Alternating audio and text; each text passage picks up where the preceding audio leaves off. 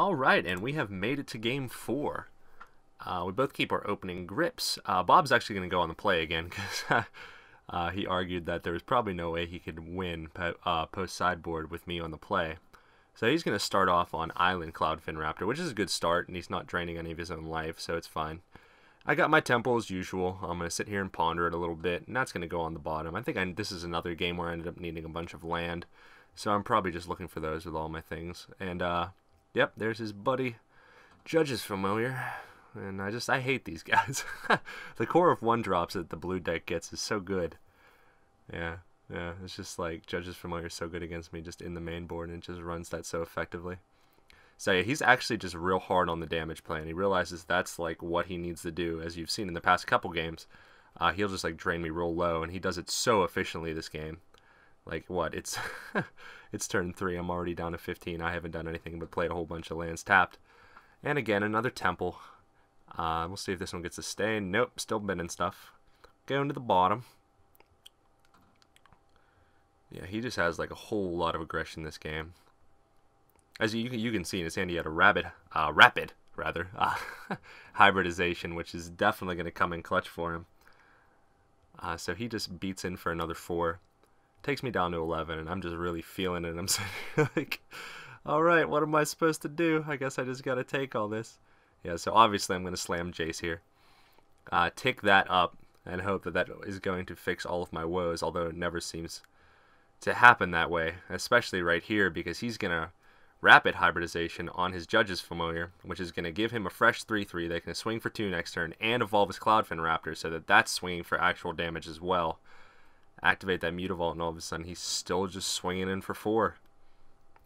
And I'm just like, I don't know what I'm going to do.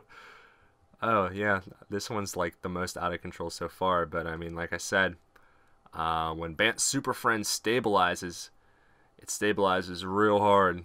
So I'm just going to plus up my Jace here again. And leave a whole bunch of land untapped. I'm sure I have a Dissolve or something in my hand. But he still just has so much damage on board.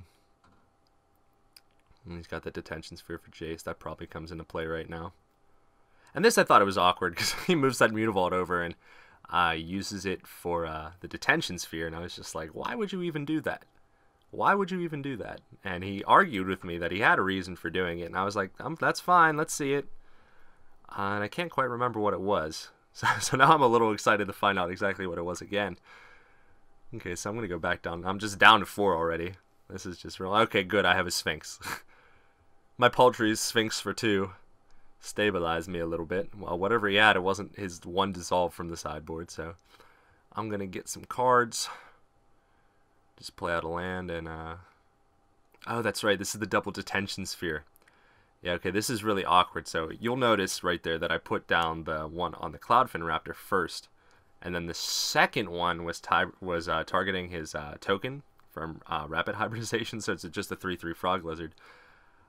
We get a little thing here because, so, I mean, you can't put 2 spells on the stack at the same time. One of them has to resolve before the other. So we both eventually just agree that I was targeting the Cloudfin Raptor first, and that he would have Rapid Hybridizationed it in response, because that's a good play. So then I would have played the second one on the tokens, and then it would have been fine. So he's just going to bash in, take me back down to 4, and he's going to play a Nightveil Spectre. So what do I even have at this point? I can see that I have a Temple of Enlightenment. I'm facing down a Nightveil Spectre. I'm at 4, so things just really aren't that great. I know I'm pretty sure I have another Sphinx's Revelation in my hand. So I know I can at least live for a while here, and that's probably what I'm going to end up doing. Yeah, because he's beating in for 4, and that would be lethal, so I have to have a Sphinx's Revelation. That'll take me up to 7.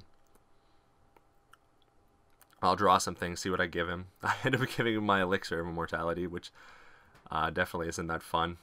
And he's going to immediately play it. And this actually, this is a really interesting game, and just like a whole bunch of different sort of judge calls going on, because of the way Elixir of Immortality is worded. I'll get into that whenever it comes. So I'm down to 3 already. He's sitting pretty at 20. There's a whole lot of Detention Spheres on the field. And I just have to find some way to stabilize myself here.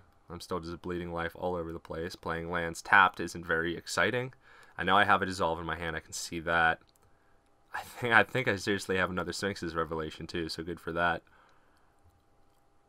Alright, so he's going to come. Yep, there's the third Sphinx. I don't even adjust the life total on the video here. Because I just go up to 7 and then immediately back down to 3. And I end up giving him a supreme verdict on this one.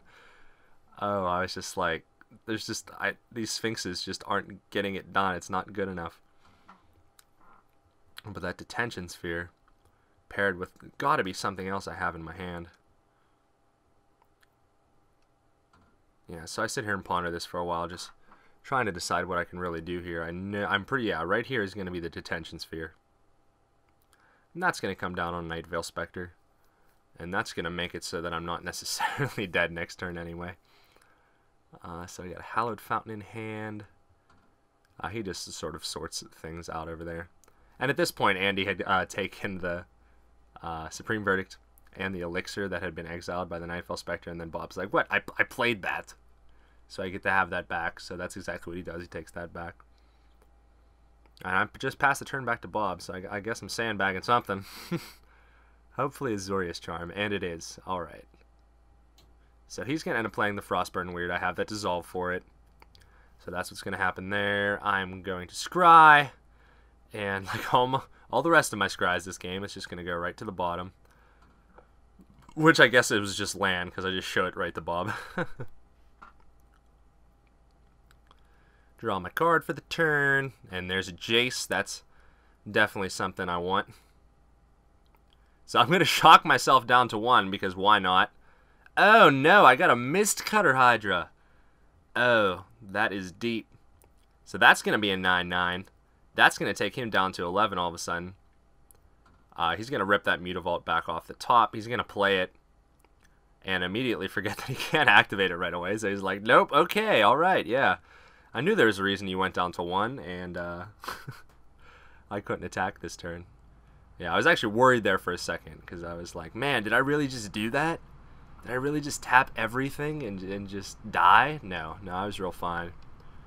So all of a sudden, we're going to take a 20-1 game all the way down to 2-1. I mean, Mistcutter Hydra is so powerful.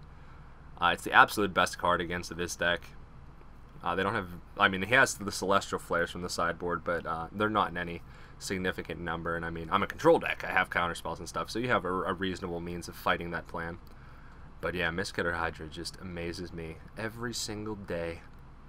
Right now, we're fighting about... what actually happens, because I am playing an Elixir of Immortality that's from the dual decks, the Tezzeret vs. Elspeth dual deck, and the wording on it is that whenever you don't sacrifice it, whenever you use the activated ability, you shuffle it into your library, it says, and it's actually errated to say owner's library. So what actually happens is that he would gain 5 life, but then I would shuffle my graveyard into my library, and Elixir of Immortality along with it. So it's decided that since I have the Mistcutter Hydra and it's a 9/9, that him going up to 7 really wouldn't do much. He would still be dead in 1 attack. So the real contemplation here is whether or not to actually swing with Mutavault this turn and just hope that I just have nothing. And that's legitimate. It's the same thing on my end. Because I actually have drawn every single Sphinx's Revelation at this point. What I'm holding in my hand right now is the 4th Sphinx's Revelation, and I just cast it right now for everything I have. And he's just like sitting there talking to me. He's like, I got 3 cards in my hand. How do you know one of these is not the one Dissolve I have? And I'm like, I don't, but I'm dead if I don't cast it. So yeah, I end up winning the match. I don't want to say out of nowhere, because you guys have watched all of these games, and you've just been able to see how the Bant deck can really just stabilize and just go hard. It turns the corner like none other. So yeah, I hope you guys had fun watching these. They're a lot of fun to make, actually, and this is something that we can bring to you guys all the time. So comment, like, subscribe, and tell us what decks you want to see, because we can build anything for you and play it and go over sideboards and whatnot. So I'm real glad you guys turned in, and I hope you enjoyed.